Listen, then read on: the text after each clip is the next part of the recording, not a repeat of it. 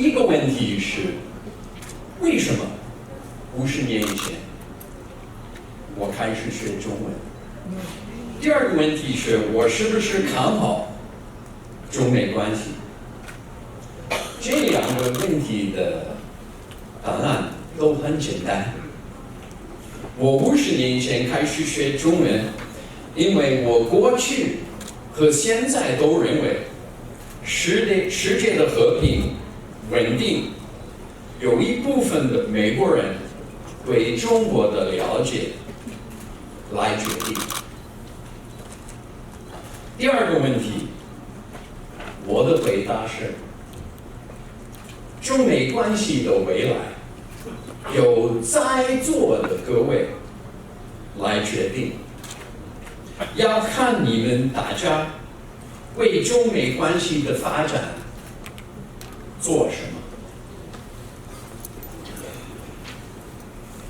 我的中文是在这里学的，可能离这不到800米，就在那儿开始了。所以我每一次在这说中文，都好像听到我的老师对我说：“你的发音不对。”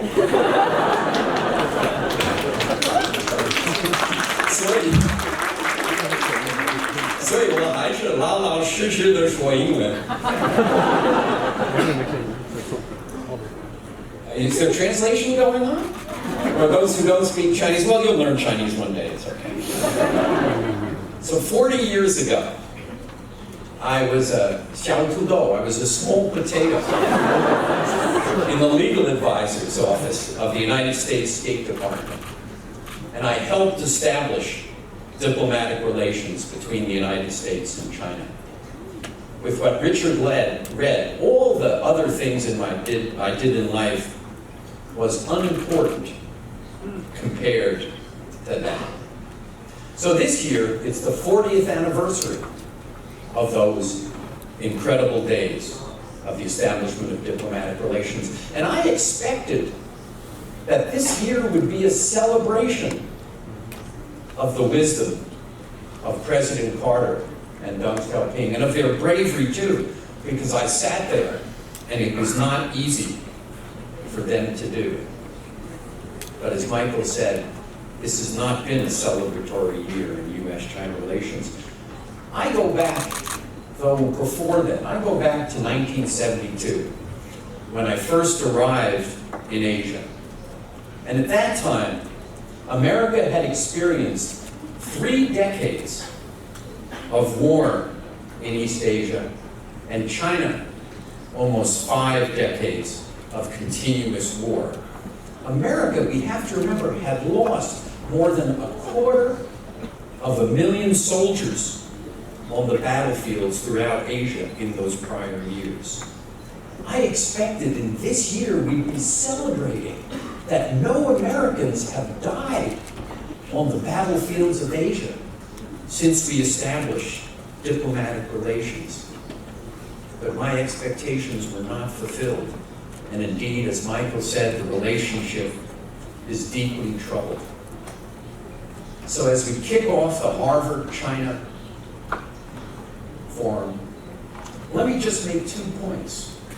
First, it is entirely within the power of both of our governments to put this relationship back on the right track. It just takes the bravery that President Carter and Deng Xiaoping demonstrated 40 years ago to put the relationship back on track.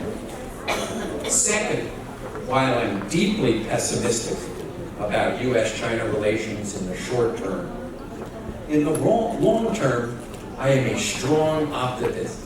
So let me just briefly explain why that is. Our so-called trade problems, we hear a lot about this trade war. In fact, these problems are all fixable. And in truth, they're not that difficult to fix. Many of the issues which the U.S. has raised in these discussions with China are actually in the interests of the Chinese people. The flawed policies that currently exist in China disadvantage the Chinese people. After I left the State Department, I spent most of my career, the next 25 years, investing. I love monopolies. I love oligopolies. I love businesses where government protected my market share because it allowed me to make money easily. But tariffs, non-tariff barriers, unequal enforcement of regulation, investment restrictions may be in the interest of the incumbent, of the investor, but it's not in the interest of the overwhelming majority of people. You know, I come from the financial services industry. Restrictions on financial services reward the protected, often the state-owned business, and punish every borrower, equity issuer, investor, and customer in China. The customer receives more expensive products, poorer service, and less innovation. If the Chinese government implements the reforms laid out in the third plenum of the 18th Party Congress, many of the structural issues that the U.S. complains about go away, and the Chinese people benefit. But they're much more troublesome, deeper issues in the U.S.-China relationship. The U.S. national security and defense strategies, and China's actions in the South China Sea, to name just a few. The U.S. strategies consider China, along with Russia, a strategic competitor and a revisionist power.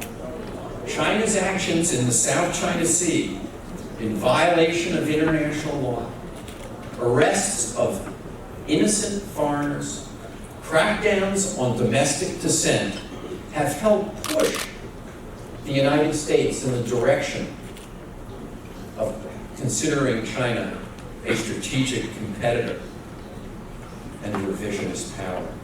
In response, the U.S. is restricting Chinese investment in the United States, is tragically limiting visas for Chinese students in certain fields, and is casting suspicion on Chinese throughout the United States. While I don't believe the United States and China are going to fight a war, I'm deeply troubled by these developments because the budgetary implications of these are bad for China and bad for the United States. This year, the U.S. military budget increased another 10% to a whopping $720 billion.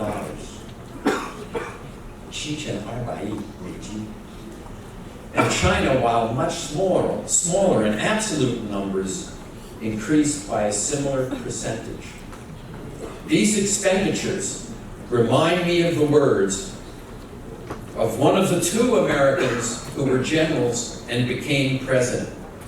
President Eisenhower famously said, "Every gun that is made, every warship that is launched, every rocket fired signifies in the final sense a theft from those who are hungry and are not fed, those who are cold and are not clothed.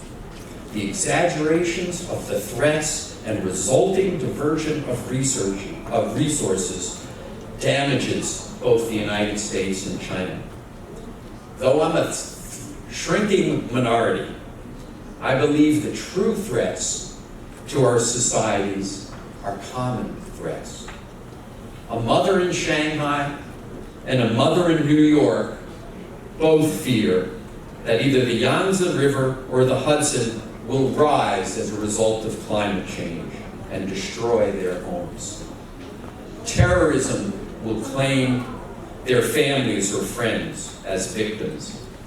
Economic crisis will deprive their children of a better life, as it did in 2008, or pandemic will ravage their communities.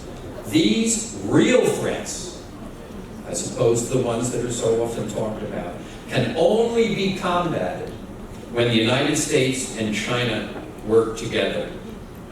Because of the unbreakable bonds between the Chinese and American people, in the end, the people, what Michael made reference to, are going to pressure the government to emphasize the common as opposed to the conflicting interest.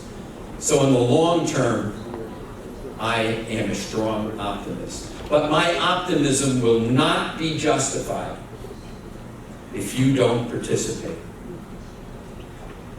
At the Harvard graduation in 2007, Bill Gates quoted one of my early heroes, John F. Kennedy, when he said, "For those to whom much is given, much is expected." You in this room have been enormous beneficiaries of the U.S.-China relationship. The work of Kissinger, Nixon, Mao, Zhou Enlai, along with President Carter and Deng Xiaoping, allowed you to study in the finest educational institutions in the world. You have received educations and opportunities that I would never have imagined when I was that Xiao Tudou in the State Department 40 years ago. With those benefits, you have taken on an obligation to participate in the debate about the future of U.S.-China relationships. You have taken on the obligation to speak truth to power, whether you are in China or whether you are in the United States. And if you do, I am optimistic that my vision of the future of this relationship will be realized. The relationship that has enabled you to have the lives that you have, the opportunities that you have,